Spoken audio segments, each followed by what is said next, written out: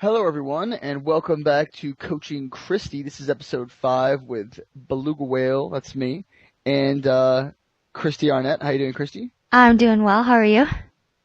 I'm good. I'm actually recording this session from the house I'm sharing with a bunch of other poker players in Thailand right now. So I'm in Bangkok at the moment. So if there's usually some kind of a hiccup at some point in making of a video when you do it internationally, but hopefully today we'll be smooth sailing and we'll be able to see some good stuff. Um, how'd the session go? You played 50 cent $1. How'd you feel about it? I felt good. Um, I didn't really feel any differently. I just kind of thought that I would be recognizing some regulars a little bit more quickly or a little more frequently. But I felt fine playing it. Before we get into the video and start seeing hands, I want to talk about some of the comments that have been going on in the threads. We've had some Yeah. pretty good discussion in some of these video threads, and I want to address a couple of things really fast. Most importantly, the discussions about four betting and getting four bet at small stakes. Mhm. Um, the most important thing that I can't stress enough is the other session we got four bet like 6 times in week 3, and we got four bet like all the time, and but they were all from different players. Only Yeah. once did we get four bet twice by the same player. And Mhm. now a lot of people are saying, well, these people are probably reading your stats, et cetera, et cetera, et cetera. One four bet from one player isn't enough to let us know anything about what they're doing. Mhm. You know what I mean? And so it may be the case that they're adjusting, but it also may be the case they're getting hands. And because I didn't see repeated action from a lot of players, really only one player, it made me kind of think that perhaps people were just picking up hands. Now Right. you said you made some adjustments in the thread that I in your blog and stuff that I read today. Why don't you talk about those adjustments really fast? What kind of things did you change? Well, one of the things that I noticed was that what we talked about, like obviously in that video, I was getting four bet by different people. So Mm-hmm. now when it happens, I'm paying specific attention to that and kind of making a note. And if it happens twice, I I'm already kind of assuming that they're good players or decent. I mean, and are kind of have the same plan as I do. So Mm-hmm. I thought that rather than making sure that they had a showdown hand where they four bet someone and they didn't have, ace king or, aces or kings or something, Mm-hmm. instead of waiting for that, I thought, I'm willing to kind of start just after seeing that the second time, like start polarizing against them. So if they four bet me when I Mm-hmm. three bet them in position, if they do that twice, then Mm-hmm. the next time I'm just gonna three bet jam with, eights or nines and stuff like that. So Mm-hmm. when before, I'm assuming passivity and when before I would just fold. And Mm-hmm. so I think that maybe they're just, and that seems to be working, just kind of finding out for myself just after the second time or something like that. And also the thing that I was doing a lot, I was three betting a ton. I basically was like a kid with a new toy and played with it all the time, and I was going kind of Yeah. crazy and every time I had like a naked ace, like ace three off, I was like, yeah, let's three bet. And then Mm-hmm.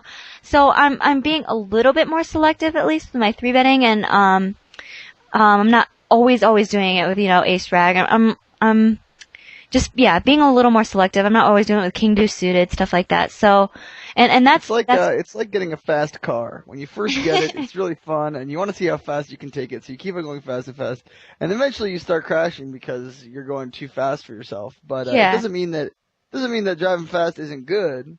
Just that you got to be in control. You have to know when to back off a little bit. So I think your adjustments that you described are good. One thing that's significant though is that I would never three bet a pair. Or that's not touch. No, you're never mind. Let me rephrase it. You're right. But against an aggressive opponent, I would never three bet a pair without the intention to five bet shove it. oh, okay, Just because pairs play so well in all in spots, especially if you think that he doesn't say four bet stack off with like pocket eights. You okay, know what I mean? yeah, And so in that case, because that case like really like nines and tens are about the same as deuces. mhm, And people oftentimes say, oh well, I would definitely shove tens there, but never deuces. But they're really the same thing. mhm, Um, But that said, your adjustments, at least the ones that you described here and the ones that I read about on your blog, are basically appropriate. You either tighten up and like basically polarize your stuff, and that means either you're taking a wide 3-bet, 5-bet shoving range or a very, very narrow 3-bet, 5-bet shoving range. But the latter one means you're doing less 3-betting in general. And so it's totally fine to take a hand like pocket eights and flat it in position every time. Okay. That's fine. Yeah. But that's that you're basically going to be flatting, a lot of hands like that. Now it's also totally fine against somebody you think is really aggro, really spewy pre-flop to 3-bet, 5-bet. When I mentioned in the thread about, we should think about 3-bet, 5-betting a hand like Ace Jack. Everyone said, oh, but when, I think that they're still stacking off with only the nuts. Well, that may be the case, but if they're 4-betting a ton of hands that aren't the nuts and they're folding, let's say, a third of their stack, we don't need to get them to fold up a third of their stack very often to feel very comfortable getting in against the nuts. It reminds me of a situation I described like a long time ago. I realize we're going a lot without seeing any action right now, so just everyone pay attention to the Ninja Dolphin. But it reminds me, I was playing against Foxwood Fiends maybe like a couple of years ago, and it was my first sort of time at 10-20, and he was on my left, which is always a good thing. And it's a joke. And I raise and he 3-bets me, and I 4-bet him, and he shoves. So I fold off like 28, 30 big blinds, something like that, which was actually a little too big of a 4-bet size, but I didn't know that at the time. Right. So anyway, I 4-bet, he shoves, I fold. Then a few hands later, I raise and he 3-bets me again. I'm like, well, he can't have it every time, so I 4-bet him and he 5-bet shoves and I fold. Okay. Then like maybe one more time that happens, and like the fourth time, I have aces, and I'm like, yes. And I raise and he 3-bets me, and I 4-bet him and he shoves and I call and he's got like pocket nines. Okay, and I hold up, and I'm like, yeah, I totally taught him. And then I checked out my my poker tracker from the exchange, and I was still down like 30 big blinds against him from that exchange.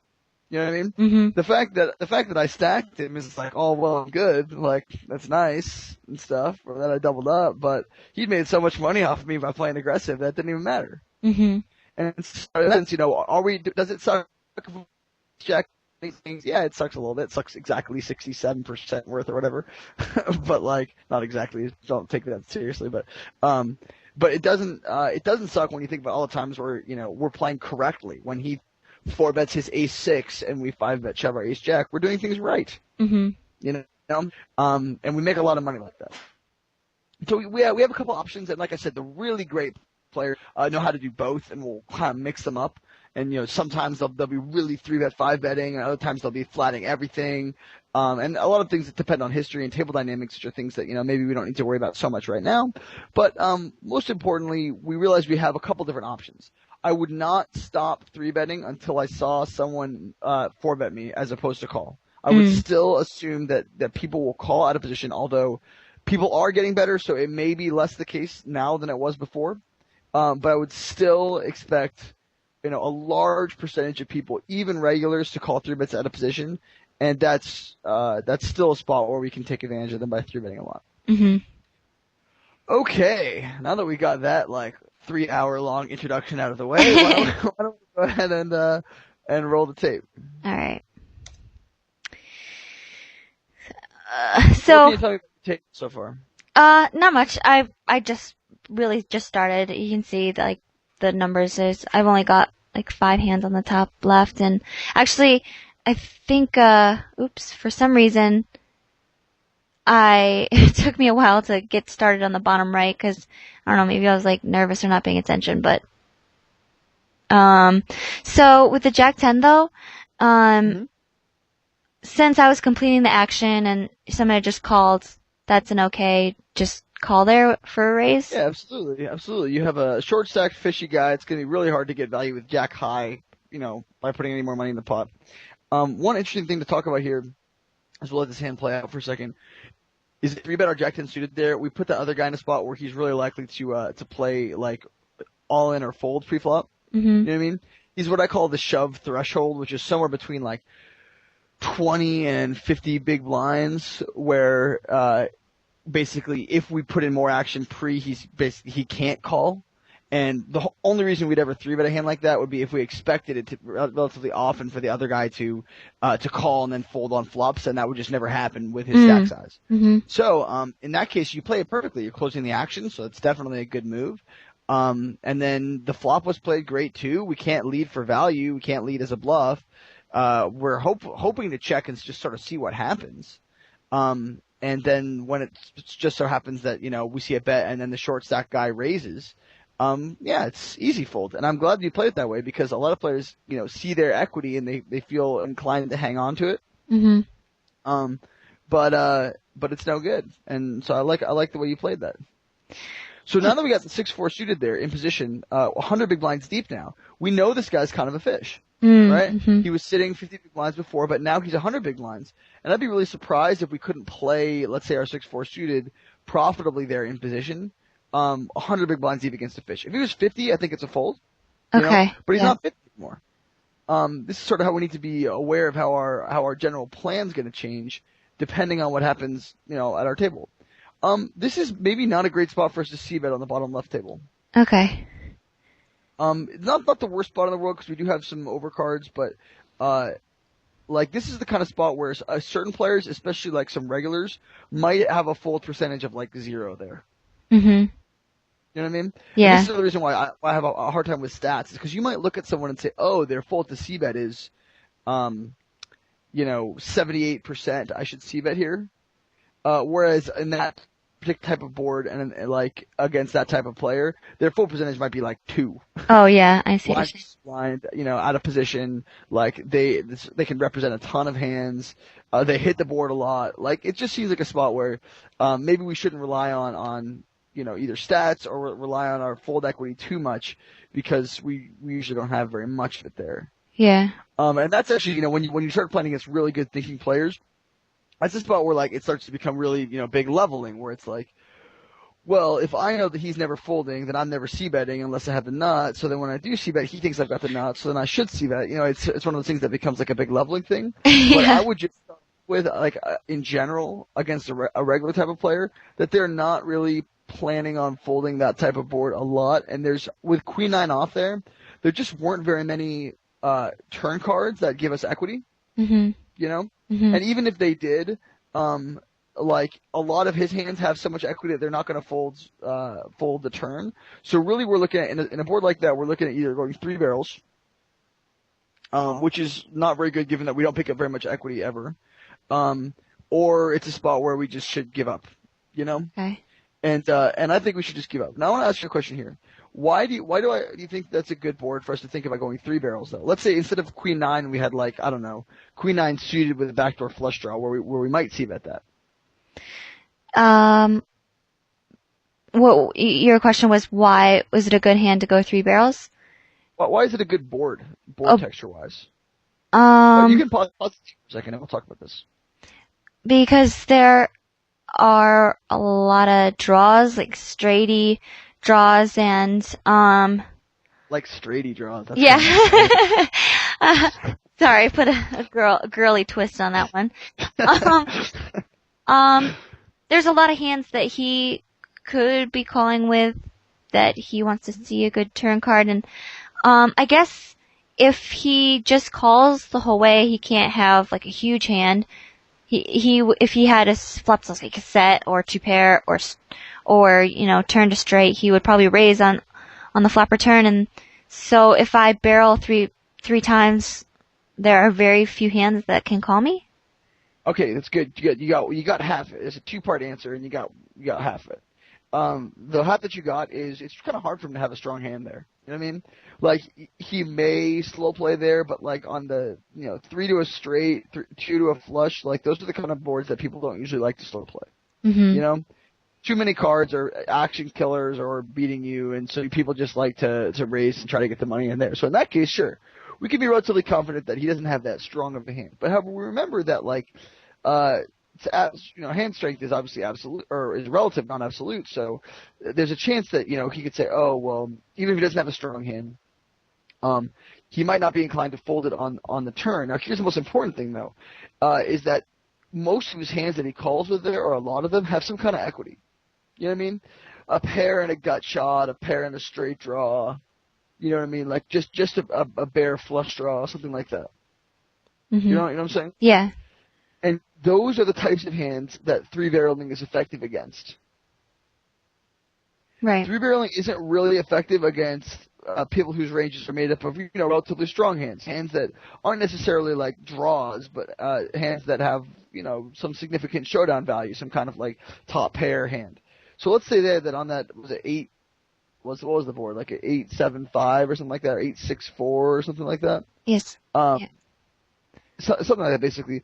If he's got a hand like a pair and a gutter, he's really likely to call the flop and the turn, and then when he bricks out on the river, fold.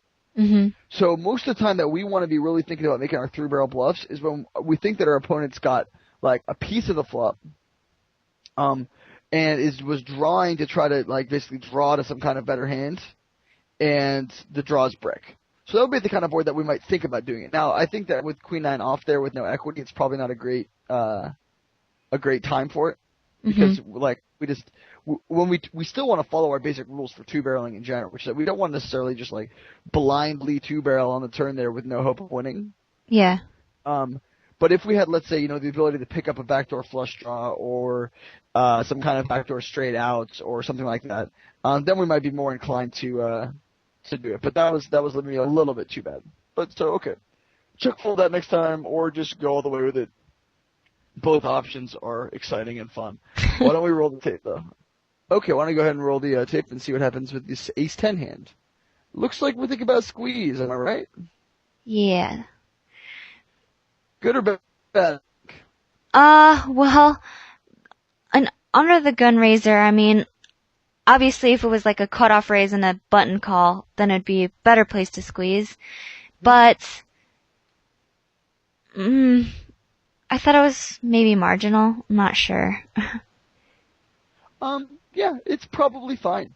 The only thing that I would be really careful about is if one of the players, well, okay, if like oftentimes we develop reads on type of player that says we know this guy doesn't like to fold to three bets, etc. Right? The danger of this is if the guy who doesn't like to fold to three bets is the under the gun guy. Right. Because what we don't really want to do is be heads up. We're fine going heads up with under the gun guy, but chances are we're going to go multi-way with another guy who's going to play perfectly, and the guy in the button really hurts us there. Okay. You know what I'm saying? So if let's say there was a sort of a tightish reg who I thought would fold to a lot of three bets under the gun, and then a guy who I thought would call a lot on the button, then this is a great time to squeeze. You know what I mean? Yeah. If it's the other way around, it's not as good of a time to squeeze because we're going to end up three-way in a spot where we're actually relatively confident that we'll play well, but the real problem is it may not be profitable given how well the guy on the button's going to play. And the guy on the button's going to play phenomenally. Mhm. And clearly we're going to have to fold our ace-10 suited here to the cold 4-bet. But what's one of those things where it's like if we see a guy, getting reckless, so to speak, in terms of his 4-betting, ace-10 suited and ace like queen aren't going to play super different equity-wise, depending on what his range for this 4-bet stuff is. Most likely, we shove them both, we get ice when we get called, but we basically win a lot when he just folds. So in this case, I would say that like it's fine spot to fold. This should be one of those hands that we have in the back of our mind as like I could loosen up my if I was going to loosen up my range, this is how I would do it. Mhm. So let me ask you, how come you bet half pot there on the flop?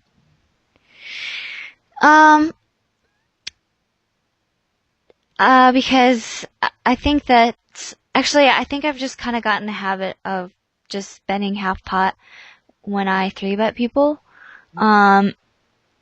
Both because Oh, right, that was a 3-bet pot. Never mind, you're fine. Sorry, no point there. You're right. I thought it was just a raised pot for a second, and I got confused. Oh, okay. Well, he made it 250, so it was a smaller. So yeah, so in that case, then my point might be more correct, which is to say, this guy doesn't seem like he's very good. Mhm. Obviously we had no problem getting the money in here, but my general plan would be I don't think that like we're really concerned with him reading much into our bet size. You know what I mean? Okay. Against bad players, we don't really need to balance our bet size because they're not really paying attention to our bet size. Maybe only marginally they are. And Hmm. so if that guy has an ace, right, which I think is, a reasonably likely holding for him to play flop and turn like that, um, we could probably bet much bigger on the turn and then make it or on the flop and then make it a stacks type situation on the turn, Okay. which is a lot better for us because I think that honestly the flush card coming on the river there, it's reasonably reasonable that this could have influenced his decision to fold, given that his top two priorities are his cards and the board texture, Hmm. um, and so this bottom right table should play out pretty easily, except we check there on the turn. Oh no, we shoved. Yeah, went all Yep, in. that looks fine. Uh, easy enough to play. Um, Yeah, no, cool. that definitely makes sense. Um, but yeah, I just kind of got in the habit of in 3-bet pots betting about half pot because you know, usually I'm missing when I in 3-bet pots or whatever, and Hmm. that seems to get the job done whether I'm value betting or c Sure, betting. sure, and you're not wrong in sort of that's a great place to have as a default, Hmm. and having great defaults is like obviously a super critical way to beating poker, but I mean Against one bad step players, beyond it yeah. is yeah, but one step beyond it is losing the defaults and thinking like situationally, which is to say, well, yeah, we have a lot of great reasons for betting half pot against an unknown or against a regular or whatever, but that it might even be just slightly better to adjust that against a bad player in certain ways. So this is a really interesting spot with the ace jack suited here. So we're three betting why? Yeah, see, when I looked back at that, I didn't, if I say, can I do it for value, I don't think he's just gonna like call with like ace 10. I mean, he's either gonna call with like a better ace or a pair, I think. Mhm. Um, and the other thing that we talked about is, when you have an under the gun raiser, and you're in the big blind, you have a big hand like pocket aces, like, I know I don't have to be balancing my range so much in 50 cent a dollar, 25, 50 cent, but, Mhm. um, so I think would it be okay to call there too? Yeah. In fact, I would say calling is by far the best play. Okay. And you're talking about I don't need to balance my range. Well, actually, you could. It's probably much easier to balance your range there by calling than by three betting. That's You know what I true. mean? Yeah. In the sense of we're closing the action heads up. Like if I had pocket aces there, I think it's probably a good spot to just flat. Mhm. Um, and clearly, once we've three bet here, we're going to go for value with our king queen. Well, this is an interesting spot here. Once the ace peels off, I'm going to watch see how you play it.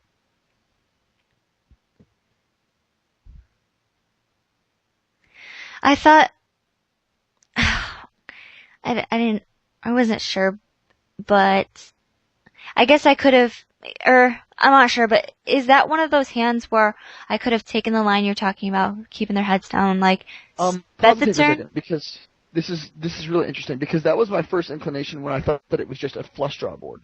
Mhm. Okay. Um. Can you pause the tape for a sec? Sorry. Yep, it's paused. Okay. Cool. If it was just a flush draw on the flop, um, then I think that that's a great spot to bet like I don't know, maybe 1/3 pot or slightly more than that on the turn, and then check call blank rivers. Right. And if we rivered a straight or a trip, something like that, I might just shove myself. But either way, like we'll generally play pretty perfectly on the river. Now the problem is it wasn't a just a flush draw board. It was a monotone board. Right. And people, if they're gonna play hands, they're most, especially like with a lot of money, going into the pot pre, they love to play suited cards. Mhm. If we're three betting him for value, it's because we probably expected him to call with a ton of random suited cards pre-flop. Mhm. And in this sense, he has way fewer draws in his hand. This is one of the like a really classic mistake. People see a monotone board and they immediately put their opponent on the one club. You know, Yeah. they say, "Oh, like I mean, this would be great if he had one card in his hand. Like if he had one card in his hand, this would be a great spot for us to take this line." But the fact that he has two cards in his hand makes it pretty likely that he's either got two clubs, and if he had one club on the flop, it It was would be probably the the ace. ace. Yeah. Yeah. I mean, and so or it was like the jack, and if it was the jack, it was with the ace, Mhm. with like an ace. So in this sense, I think you actually played it really well. The turn card kind of sucks for you, but that's okay. I think it's fine for you to take a check fold there. However, if it was let's say a low it was just, or a monotone, or not a monotone board, but like a normal flush draw board, and the turn card was like an ace offsuit. I think making a small bet there and then putting on check calling blank rivers is probably the best play. But I like that you considered it and then you didn't do it because it wasn't right. Good job. Thanks. Hooray. Play the tape. And maybe he turned a straighty. You know, maybe he Yeah, had queen maybe the jack, queen turned jack. Broadway straighty. A And straighty. And thanks to someone who made a comment about the tip that I can just push the spacebar to pause and restart the tape. Appreciate the tip. that's simpler. Yeah. Yeah, people in the comment threads have been killing this. To be honest, have been like all over it. I only wish they could have heard our first failed attempt to make this series Oh my god. because there was all kinds of funny gems in there. Yeah. So this is pretty cool. We raised pre-flop with the Jack 9 off for value against the limper. So you see this guy, he calls and just check folds the flop. I mean, we have a totally standard, typical bad passive player here, possibly semi-bad aggressive, but mostly probably on the passive side, which lets us know that, we should have called pre-flop, or done something pre-flop with our 6-4 suited before against him. Right. You know what I mean? We want to play everything we can possibly get our hands on, against that type of player. And so that's, I mean, I like the Jack 9, but I think we only raised to what, $3 pre-flop? Yeah. If we made it, I might make it like 5. Okay. It's just free money. Yeah. That's the other thing. Kinda, I think they talked about it in the threads too, about how, they're like, oh, I'm always jamming pot instead of adjusting my raise sizes. And I kinda read around to see, what kind of the common things were for raises pre-flop, and people do a little bit more in early position, and then on the button. Sure. I think that we might have talked about this in the previous coaching session, but you're like, sometimes, you can even min raise the button, So. Right. So, okay. So pause the tape for a second. Two things going on at once. And we'll talk about raise size on the button in a second, or pre-flop, whatever, but two things going on. First, the top left is easy. We have ace-4 suited under the gun, and we have that mega fish in the small blind. That should be a raise. Right. Okay. Next, bottom left table. If I thought somebody was playing back at me lightly, they were really likely to 4-bet me, or I thought they were a regular reading stats and blah, blah, blah, blah, blah, and clearly our stats on this guy are insignificant given that we only have 21 hands on him. This is the exact kind of hand that if I 3-bet, I would 5-bet shove it. Okay. Simply put, I do not expect him to take a 4-bet call line with pocket 9s very often. Right. And if he's not doing that pocket 9s, probably not doing pocket 10s. If the borderline is jacks, right, for value, then we might say that, 10s are the same as 8s here, and maybe even jacks are the same as 8s here, or close to that. So in this sense, if we think that he's bluffing a lot, people who bluff in these spots are oftentimes really unbalanced. You know what I mean? Really, really too bluffy relative to this type of hands that they would stack off with, because they're not doing this with 9s and 10s. Okay. You know what I mean? Because they're not doing this with ace-queen. Okay. And so as a result, he's probably a little bit bluffy here. If we think that he's a type of light 3-better against us, he's probably a little bit bluffy. Now that said, no image. This guy hasn't 4-bet us before. We hasn't really played back at him. We haven't seen him do a lot. This might be a good time to go check table ratings if you were going to do that, which I think may be illegal. So maybe don't do that. I don't know. Whatever's legal, whatever information you can gather against this guy, will really help you in the situation, because against a guy who never bluffs there, it's obviously a fold, but against the guy who does show up with bluffs there, and everyone in the thread asking about how to deal with 4-bets, it's to not fold 8s here. Right. Okay. That said, I don't know, this guy hasn't 4-bet us, so 8 probably is correct to fold. You know what I mean? Probably correct to fold everything here until we know something about this guy. Okay, and just a quick question. So, if I was that guy, and you said you mean he's not doing it with ace-queen and calling off enough? Is that what you're saying, to keep his range balanced? What I'm saying is this. If he's planning on bluffing a lot there. Right. Right? He needs to start including stuff like ace-queen, maybe not even ace-queen, but stuff like, pocket 9s, 10s, jacks. If he thinks that we're likely to take a 3-bet, 5-bet line with 8, 7, 6s. Okay. See what I'm saying? Mm-hmm. So, if you ever look at like a high stakes game, especially a heads up game, you'll see like one guy, four bet his pocket sixes, hoping to induce a shove from the other guy's pocket threes. Because pairs just in general play so well. The only thing that screws a pair is a higher pair. Yeah. You know what I mean? And Mhm. it's kind of hard to have higher pairs. So in this sense, like if I was him, usually when I'm on the button on these spots in like an aggressive game, I don't four bet like super super light there because I expect them to shove a lot of hands. Mhm. You know what I mean? But like against somebody that was like um let me see if I can rephrase it. Against somebody who I thought was going to shove a lot of hands, I wouldn't I wouldn't four bet like super light as a bluff there, but I would four bet for thin value somewhat regularly. If Mhm. I had jacks there, that's not a bad spot at all to put in a four bet and hope to get a shove from a lower pair. However, I don't really expect anyone to be at that level down Okay. here. Right. So Right. I would expect someone to either be passive-ish, in which case it's a fold, bad aggressive-ish, in which case it's a shove. Okay. You know what I mean? Mhm. I would still generally lean towards passive-ish. But Mhm. I still think that unless we got further evidence, it's a fold. Right. Okay. Cool. Although, if we can play the tape, but although like his raise size, somewhat does indicate that he's like a halfway decent thinking player. Mhm. You know what I mean? He's made sort of a decent leverage size. Although if it's him four betting in position, we can actually make it a little bit smaller than normal. Um, so like I said, shoving's not bad here if that's what you're trying to do. But I would like to know sort of what I was up against in general, what type of player I was up against. But shoving here with his hand is, really not bad. And now that we see that he folds, shoving there is phenomenal. You know what I mean? Shoving there, like if he can ever fold there, shoving with eights there is now it's a no-brainer. So everybody who was sort of wondering how to deal with four betting, like that's it. So, and you might have had a better read than I did on this guy, but that's not bad. You know what I mean? Yeah. Pairs are the shizzle in that spot. Well, I was like peeing my pants that he was gonna snap call with aces, and I was gonna be like, "Oh, that was so stupid." But Sure, but like it's one of those things where if you run into the first of all, there's two things that can happen.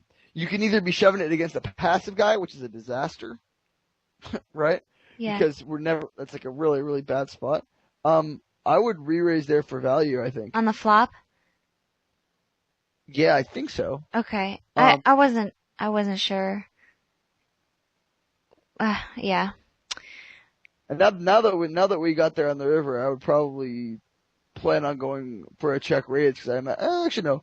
Oh, this is actually a good spot for an overbet. Okay. The reason being is that people don't like to fold their chops. Yeah. Um, and so, but then again, it's really likely after he raises and checks the turn that he's just bluffing. So in that case, I don't know. It's really close to an overbet and a check, but I don't really like making a big like a half pot bet there on the river. I'd Yeah. rather make a really big bet or I'd go for a check raise. Okay. But Um, you would re-raise on the flop on that flop. Uh, Probably yeah. There's a lot of hands we can get value from. Okay. You know, ace 10 or is it ace 9, pocket nines, top pair plus a club that can't let go, something like that. We can get a lot of value from that. I mean, obviously we'll get in against flushes sometimes, but um, it's still pretty damn clean value. Mhm. We were talking about something interesting before that. Oh yeah, but if you five bet shove eights and get it in against aces, you know what I mean? Mhm. Mhm. One of two things is happening. Number one, you're five betting against the passive guy, in which case it's a disaster because he's gonna have aces every time he four bets, right? Mhm. Or number two, you're five bet shoving into an aggressive guy, which is good, and you just happen to be running into the top of his range. That may happen. That will happen at times. You know what I mean? Mhm. It'll feel really, really spewy and dumb. However, just think about all the times that, like, if your assumptions about his range are right pre-flop, it doesn't matter if you run to the top of his range or the bottom. You know? Mhm. Because that's basically just all part of poker. So, for every time that you four bet there and run into aces, so let's say that you lose 80% of the pot there, which is $80 here, 80 big blinds, right? You just made 24 variance-free big blinds. Mhm. So really now, if you're getting aces, now you're only losing like 50 blinds, something like that, right? Yeah, And then you yeah, do it yeah. one more time, all of a sudden now it's like, if you're on top of his range, you're like breaking even with the whole play. But then you realize that like he probably doesn't have aces nearly as often as he has when he just folded. Because Right. it's hard to have aces and it's easy to have any two cards. Really easy to have any two cards. Yeah. And All you it's gotta do is blinds. all you gotta do is what? Post blinds. No, it's so funny What did you say? because, well, it's just funny because now that I've been playing this, playing six max and playing so many hands, playing so aggressively, I finally understand what it means to and why it's so profitable to be so aggressive because it seems like aggressiveness is misunderstood by a lot of beginning players because they're like, well, that's why I don't play so aggressively because I'm gonna get snap called with aces, but they don't think about all the times that they're not getting called and Hmm. so Well, this is a huge development, which is that once you actually really internalize that you're playing against ranges mhm and not playing against hands. yeah A great example might be this. Let's say it's a 3-bet pot, and the guy's either got ace king or ace queen, right? Because he c-bet the flop and he checked the turn. It was 3 low cards, and the turn card was a low card, and it checks the turn, right? And the river card is a king, let's say, right? mhm And he bets out. A lot of players there say, oh, he probably has ace king and he rivered a king. You know what I mean? They think I'm playing against a hand and it's probably ace king. But then if you say you're playing against ranges, well, ace king and ace queen both are equally likely, right? mhm But since the king came down, it's actually more likely he's got ace queen than he's got ace king, right right? Because there's more queens left than there are kings. Then you say if we think he's going to both bet the ace king for value and bluff the queens, yeah it's slightly more likely he's got queens, or ace queen. I mean, mhm and so if that's the case, then if we were getting even money on our call, we would call. However, since we're not money, we're getting much better than even money. We call with a big fat smile on our face, and if we lose against ace king, then we're like, oh, yeah he had it this time. But understanding that there's a really big difference between what the guy's got in terms of his hand and what the guy's playing in terms of his range. mhm You go for a little overbet magic here on the river. What's your thought process when uh you're thinking about it? I was just And then decided not to. I don't know. Well, I thought I was trying to be tricky and like overbet, but I just decided that maybe just a little under pot would be more likely to get called because I think that's fine. I think that's fine. I wouldn't overbet there unless I thought I was up against like a pretty big fish. mhm I don't know if you thought this guy was a pretty big fish or not, but if I was up against a pretty big fish, then I might think about just making all my bets bigger, including like a river overbet. Like I'd really be trying to once I spike on the turn, I would be like trying to plan out for getting stacks on river, which would mean maybe I would even overbet turn slightly. mhm Um, but as played it without like a ton of read. I think the guy started with over 100 big blinds, so you don't really have like a great read on him. He only played 20 hands. Although there's sort of fishy stats for 20 hands, but still 20 hands. Um, I think he played it fine. It's one of those things where now that we know, we might play it differently. Now that we know, we might overbet the river, but we didn't know, so it's okay. So this is a great spot for the line that we were talking about before. This is totally a keep their heads down spot. mhm. And I I would bet didn't do like it. 26 here on the turn, Mhm. and then I would just check snap any river that wasn't a diamond. Okay. Because if we bet like 26 here on the turn, like he'll call us with any king, sure, he'll call us with draws, and he'll still call us with eights. You could even bet like 22, and he'll call us with an 8 sometimes, and then so like now we get there, and now like we check. I guess we check call. You know what I mean? Like now, or maybe we bet out, hope they get called by an 8. Like probably check call though. It's just a spot that's like the value is significantly less than if we could have maybe got his stack from a draw. Because we know, by the way, if we bet 22 there and he calls and we check and he shoves the river, he's got a misdraw like every time. Yeah. You know what I mean? And we get his stack that way. This time we call, and he may have a king, he may not. But look at his bet size here. He bets 28. We risk the same amount like on the river here that we would have risked on the turn, except Mhm. if we would have done the other way, we would have basically had a river that we could have played perfectly at and made a ton of money on. So like if we bet the turn there 22 and then check, like he's gonna check back his king queen there. You know what I mean? It's Yeah. kind of like I just don't imagine that he shoves his king queen there. At least most players don't get super aggro. What did we just fold in the bottom left? Yeah, I know. Well, 'cause I actually did look at the stats, and I know in Could we rewind that just a little bit so I can see what it was? it was ace king. I know it's. What? I know. I know. I shove eights, and then I don't know. I just. Oopsie. Did Did I? you see how happy I was about the eights? I know. Um. Yeah, I actually did look at his stats, and he had like 37 hands, and he looked like he was so tight. So. Oh my god, 37 hands. I know. I know. Snap. I know. You ever think maybe he was card dead for 37 hands? You played live poker. You ever been card dead, been card dead for an hour? Yeah. Okay, that's like on live poker in like 15 minutes. Yeah. So you fold ace king because there's a chance because that guy was 11-11 over 20 some hands. So it's probably bad. Probably not good. Yeah. I mean, it's one of those spots where, again, a lot of people are saying, oh, well, a lot of players who are playing these games who have sort of maybe a better read on the flow than I do right now are saying things like, oh, well, all the regs are paying attention to their HUD stats and they're paying attention to how light she's 3-betting, etc. If that's the case, and it may be, like, then we should be even happier to be up against a reg to have ace king there, you Mhm. know? Mhm. So we fold the king 10 there, probably because we just folded the ace king and now we feel all weird. I Yeah. would, I would probably still 3-bet it, you know? See, Yeah.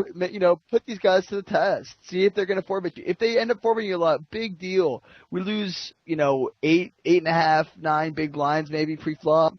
And we basically develop an entire plan for what will hopefully be a several-hour session. It's one of those things where the cost of 3-betting there is really not that big relative to the benefit of not only is it probably still plus EV, we probably still make a little bit of money, but we also create image, make our opponents tilt, and figure out our basic plan against somebody. So, I mean, don't get this. One other thing that I feel like you're doing, a lot of people do, is you get phased out by one player and you adjust, like you fix up your whole game against all kinds of unrelated other players. Yeah.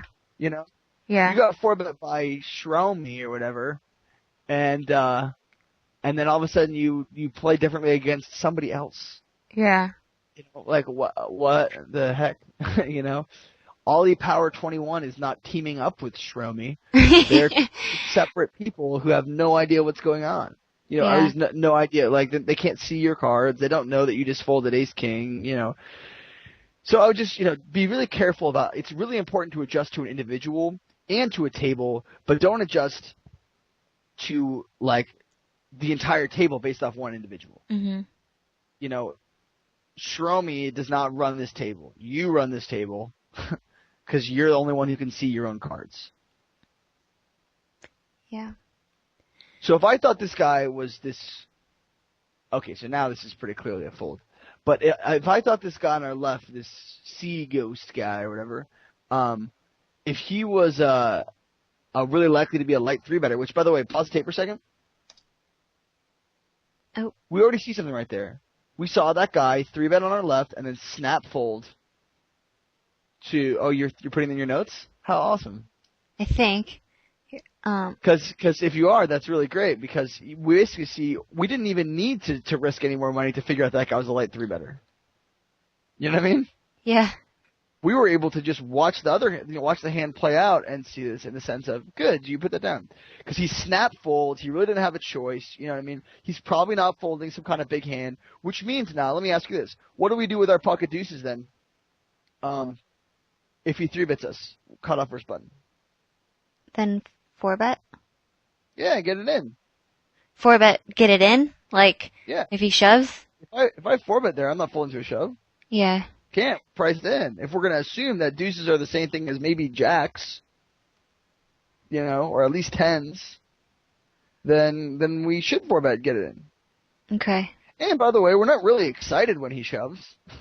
That's not like the the best case scenario for us, but it just means that in general we're running in sort of the higher end of his range. But just consider that Ace King is more likely than any pair. I mean, obviously all the pairs combined are more likely than Ace King, but that said, like, ooh, see, I would not fold my Ace King there. Okay. Well, I was thinking that, I mean, in another session, when someone raises and I 3-bet, and then I get 4-bet, cold 4-bet, All that, right, pause it for a second. Pause it for a second. We'll talk about this. that, I think that you said a fold with ace king might be okay, but then, when you get into higher games, that it was really hard to make an argument for folding ace king. And I just didn't know if we were quite at that level at 50 cent a dollar, and Well, it's not an issue of higher games; it's an issue of aggressive opponents, okay. right? Uh-huh. And the guy on our left, we've seen him be aggressive at us before. He looks like a regular. You know what I mean? Mhm. He's floated a flop against. He's played some pots against us. The guy on our right is a fish, right? Or at Mhm. least appears to be kind of fishy, and because he made it like what 250 pre-flop, Mhm. and then we made it 750. Now we know that we have, are isolating him with a wide range. You know what I mean, for value. Everything from like Queen Jack, Queen 10, we're 3-betting against this guy for value, or we should be, right? Yeah. This guy on our left is aware that we're probably isolating light, is aware that we have, like, if he does check his HUD stats, that we have, like, a really, really loose 3-betting percentage. And, in this case, it's both really, really plausible for him to, A, 4-bet bluff us, and B, 4-bet lightly for value himself. Okay. You know what I mean? Yeah. This is why once you start playing against aggressive players, it's really hard to make an argument to fold Ace King. Okay. You know what I mean? Mhm. When you have Ace King, it's just so unlikely that the other guy has aces or kings relative to anything else that you really like get super psyched about shoving it all the time. Okay. So while this isn't the ideal time, like a raise, a 3-bet, and a cold 4-bet, the fact that it was a small raise from a bad player makes me a lot more inclined to shove this than if like it was say like a under the gun razor, we 3-bet, and then like the big blind cold 4-bets, like that's a spot that's much closer to a fold Mhm. than this spot here. Okay. That makes sense. Cool. So, Cool. like, Vámonos. I had another question. So, when, like, ace king in that situation, when I get 4-bet, like, at what point are you basically like, I'm not, like, there's no other play but to just, to shove. Like, if I 3-bet someone in position, I get 4-bet, from someone who raised in the cutoff or something, and I 3-bet on the button. When can I just call there? Like, when is it best to just call there, or is it never right? When should you just flat the 4-bet? Yeah. Is that ever really right? I mean, because there's just not very much stack left, so. So you're assuming 100 big blinds? Yeah. Because there might be times to call when you're like, much deeper than that. Okay, yeah. But when we're 100 big blinds. Okay. It's correct to call against a lot of people, provided that you're never going to fold post-flop. Oh, okay. That makes sense. You know what I'm saying? Yeah. The reason why you would be calling would be because you expect the guy's 4-betting range to consist of a lot, like his bluff range to consist of a lot of ace sixes and stuff. Mhm. Right? And if you spike an ace, that's all good. And if you don't spike an ace, like, you expect him to either c-bet sometimes or whatever. You know? Mhm. And you basically expect to have a dominating hand often that, like, that you aren't really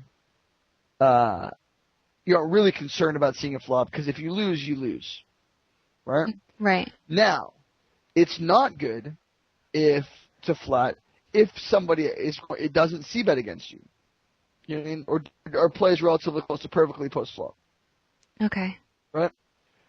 It's also not good to call pre-flop if the guy will call you with worse hands pre-flop. Okay. If you 5-bet shove and he'll call you with ace queen, you should probably do that. Okay. You know what I'm saying? Mhm. And by the way, if somebody ever calls our stuff with their pocket eights and sees it, that people might start calling pretty light against us. Mhm. Especially, we had those pocket deuces on the upper left table. We four bet those, get him in. The guy shows down as ace king and loses to our pocket deuces, and then he's like, can't believe this guy has deuces. Like, now I'm going to call with any two broadways. You know what I mean? Yeah. And against somebody that you have some image with, or somebody you think can call you with worse, you should always shove. Okay. If you're not confident they can call you with worse, then calling becomes an option, but we really can't ever plan on folding ever. Right. Okay. That said, against sort of the default, I would say still has to be shoving, just because people create so much dead money. Mhm. But I mean, maybe flatting and basically not folding any flop is probably it could be better. I don't know. They're both it would really depend a lot on the player and stack sizes. Okay. Well, we have just now encountered the technical difficulty I was alluding to earlier from trying to record a video from Thailand. We're still on track, and we'll watch for another, I don't know, 10-ish minutes, see some more things. But in general, I feel like the thing that we have to become sort of comfortable with after watching the session when we're playing against the more aggressive players, and it also is related to the episode 3 session that we did as well, which is that we have to be more comfortable getting it in pre with hands that have great all-in equity. Okay. Mhm. And a lot of players don't see. They see ace king and pocket deuces, and they think ace king is much better than pocket twos. Mhm. And that's true unless you're all in pre-flop. You know what I mean? Yeah. In the sense of twos and ace king are like next door neighbors. Like literally, the hand one worse than pocket twos all in pre-flop against, like on the spectrum would be ace king, the best non-paired hand. Mhm. And so we need to stop thinking about things in terms of what their absolute value appears to be. I would call in the bottom right with the 6-5 suited to try to get the fish and to play a multi-way pot. Okay. So here we clearly cannot fold. Right. Like I said before, it would be a decent time to flat if we thought if we had a good sense of how the guy might play. But I think in this case, there's still reasonably likely that the other guy calls us with worse hands pre-flop. Okay. You know what I mean? Yeah. We were a little bit deeper. That's true. Not significantly deep enough that I would change my plan. Mhm. But I would still not plan on folding here at any point, really. Okay. Not to mention a great benefit of calling, let's say, flatting this, is that if an ace does flop, you get a ton of credit. We should 3-bet that for value against that superfish. Yeah, definitely. So we see a couple of misplays there. If I'm going to put in that much money pre with ace king, it's going to take like a whole lot of circumstance for me to fold. Mhm. And once the guy checks the flop, I mean, we feel pretty confident he doesn't have an overpair. So the only thing that he's betting there is like something thinly for value. Mhm. Like some kind of like low ace X. And while that's possible, like it's a worst case scenario, and I think it's more likely he's got a hand like ace 10 or something that's bluffing. Mhm. The other thing I was going to say is one of the great benefits of calling in position with a hand like ace king is that should an ace or king fall, those are great action cards, and those are cards you get bluffed on a lot. And so it's if he's 4-betting you with the 9-6 and you spike an ace, he's really likely to try to bluff it all off. So Okay. I think one of the reasons why I didn't 3-bet was because that fish on the top left, he's so passive and he's always limping in. I don't think I even saw him raise once. So could an argument be made to just call, or is that bad because you're giving up your isolation? If we had like a more significant, calling would be fine too. You know what I mean? I would just make sure I was playing. Yeah. You know what I mean? Yeah.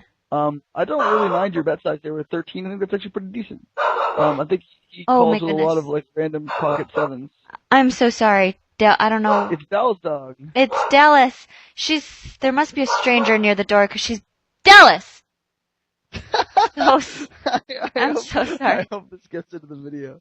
Sorry. I don't know why she's going crazy. She's usually just hanging out. Someone asked for a picture of her, so I need to put it up in the blog maybe or something. But anyway, okay. So, yeah, with that, with the river, you said that, the bet was okay with the, Yeah, betting 13 there is good because put it this way: the ace comes, it either beats you. If it beats you, that sucks, or it's a scare card in the sense of it's going to be difficult to get action from the type of hands we want, which are like 5-6 that has a pair of fives or something like that. hmm And so the best way to do that is to bet small.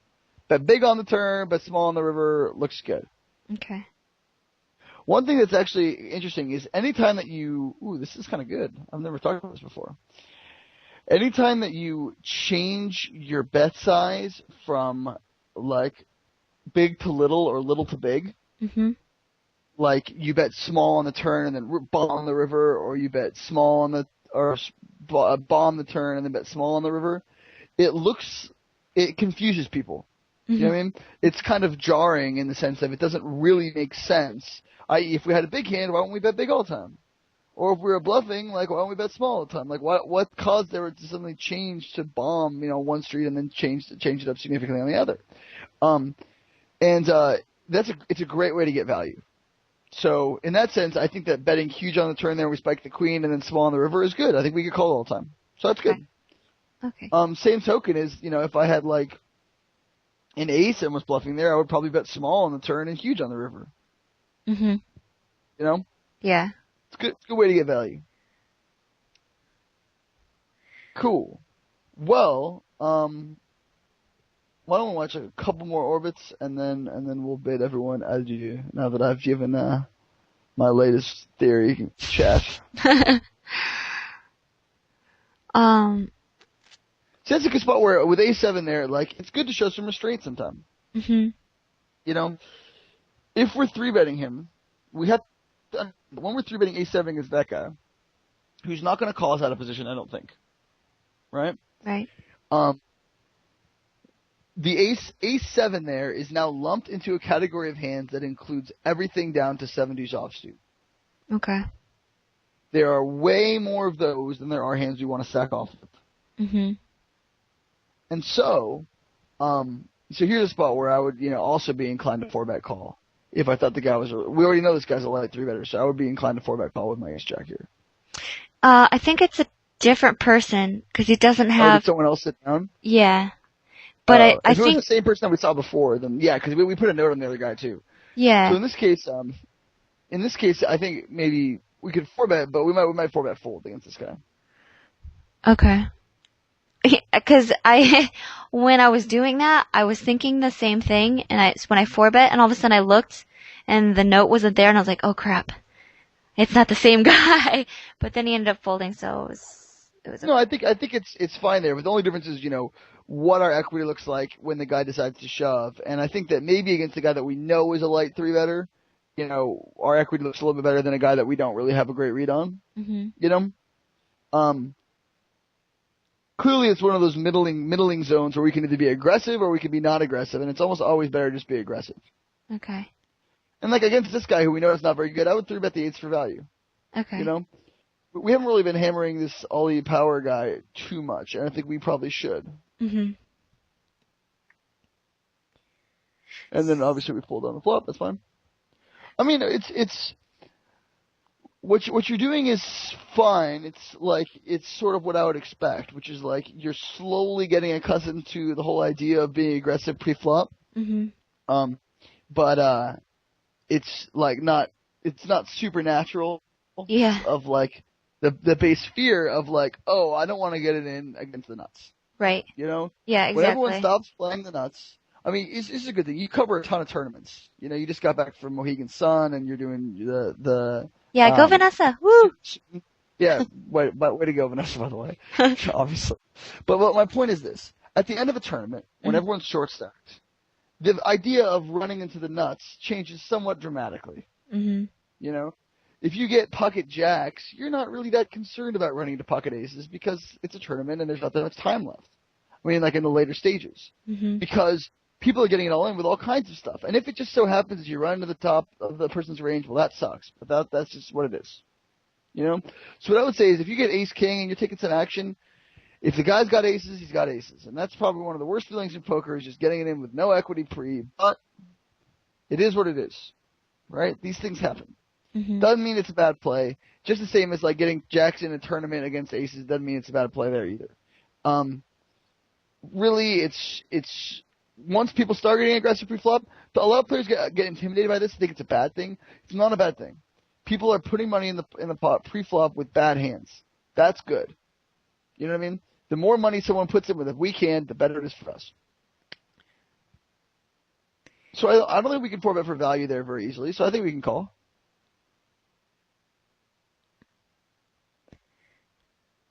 I want to watch you play this 8 hand. This is kind of interesting. Super interesting. This was definitely the hand that I remember the most because throughout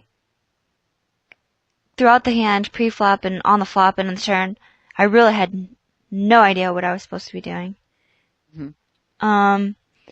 So pre-flop, should I pause it? Pre-flop, he 3-bet me to more than a usual 3-bet. He 3-bet to 11. And so we didn't know if that should incline me to call or incline me to fold. Well, it pushes, the bigger he makes it, the more we want playing re-raise fold. Okay. For a sort of semi-obvious reasons, you know? Mm-hmm. I.e., like, the more money he puts in the pot, then the more closer we are to getting all in, and so, like, if he makes it huge, then we want to try to capitalize on dead money if there is any.